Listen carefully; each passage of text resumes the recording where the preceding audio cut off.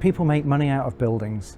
Nobody makes money out of landscape, but they can't make money out of buildings that flood all the time.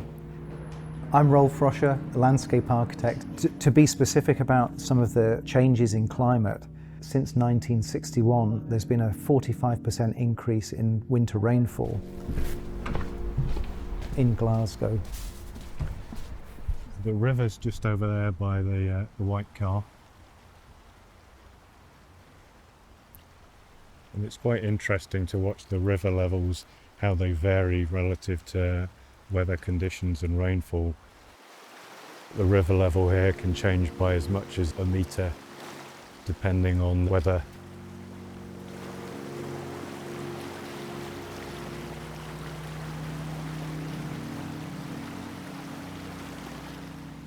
Were you wary of this when you bought the house?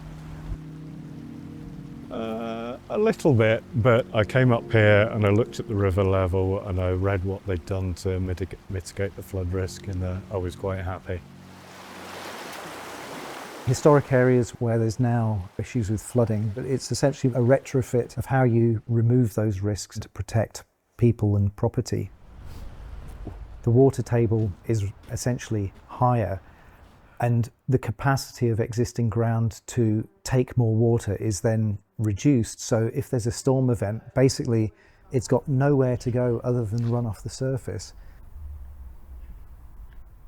It's unlikely to flood from the river itself because there's been a lot of upstream anti-flooding mitigation work undertaken recently, but there is still a bit of a residual risk from the drainage. So what we're going to do is to fit backflow valves to all the drainage pipes so it won't flood back into the property. And there is a little flap that allows the dirty water to flow one way but stops flood water flowing the other way. And the black things here are bellows that compression fit into the drainage pipe, so it's easily fitted by hand without any tools. So when converting the basement, we were conscious of the risk of flooding. So to get full headroom and to put in a proper insulated concrete floor, we've actually had to lift the ground floor by about 20 centimetres. It would have been possible to have a timber floating floor, but that wouldn't be a good idea because if there was any flooding, the whole thing would probably have to be replaced, whereas concrete can be just swept down and retained. And we're also conscious to keep the electrical sockets at a reasonable height, again just in case of flooding. But what you shouldn't do is dig up the front garden and turn it into a parking area, because that's all hard paved. So I think the project in Mary Hill North very much demonstrates a landscape solution in terms of managing surface water. Quite a lot of it is a big slope on the north side of Gilshey Hill.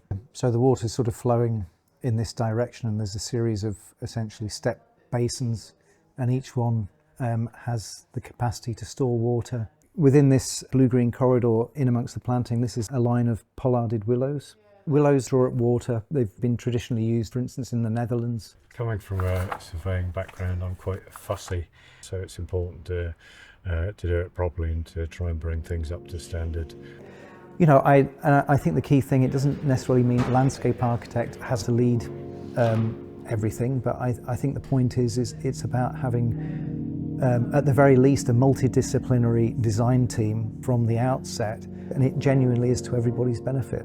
As people are more aware of energy costs and environmental matters, hopefully at some point in the future doing works of this nature will be reflected in the value of the property. It's not necessarily the case now, but I think that will change over time.